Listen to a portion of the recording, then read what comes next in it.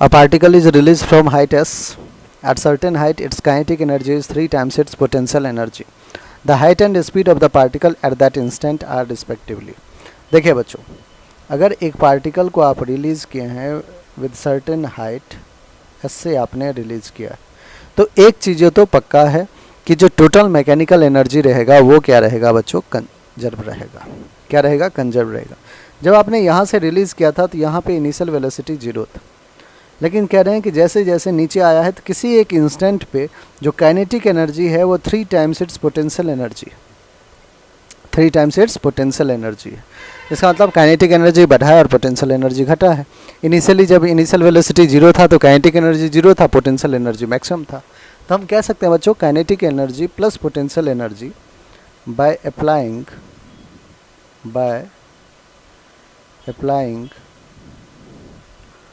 total mechanical energy conservation, by applying total mechanical energy conservation we can say that kinetic energy plus potential energy is equals to total energy होता है।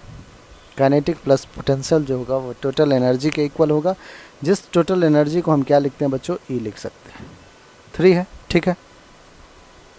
अब total energy होगा कितना, आप वो भी लिख सकते हैं कि kinetic plus potential is equals to total होगा कितना। तो आप कहोगे बच्चों यहाँ से यहाँ तक में, लेट से पार्टिकल एम मास का यहाँ पे, ठीक है, तो एम जी इंटू एस यही तो टोटल एनर्जी होगा।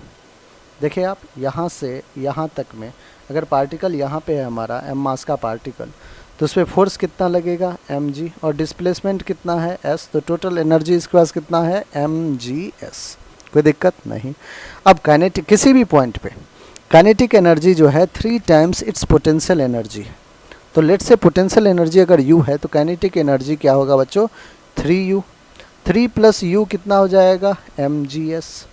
तो बच्चों यहाँ से 4u क्या आ जाएगा, mgs। तो u क्या आ जाएगा, mgs/4। u क्या आ जाएगा, mgs/4।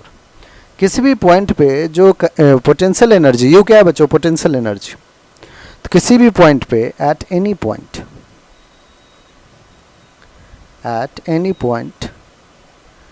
h from the ground,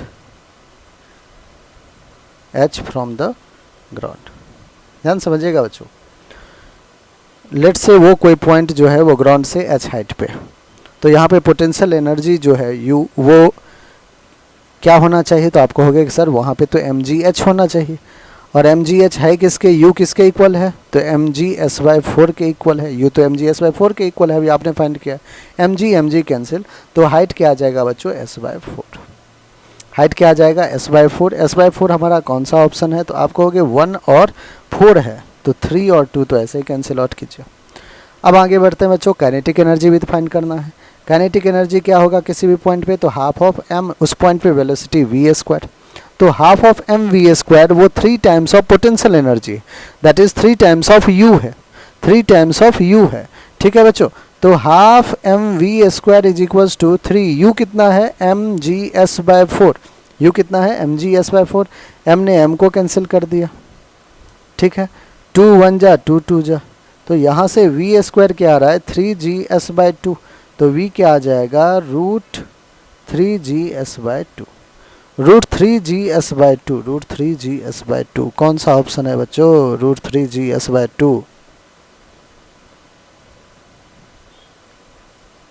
एक चीज़ें देखिएगा, ये अंडर रूट के अंदर में ही है ना, अंडर रूट के अंदर में, यहाँ पे देखिए ये बाहर जा चुका है, गलत। 4th आपका बिल्कुल करेक्ट आंसर है, ठीक है ना। तो ये चीज़ आपको देखना था, यही सॉल्व करना।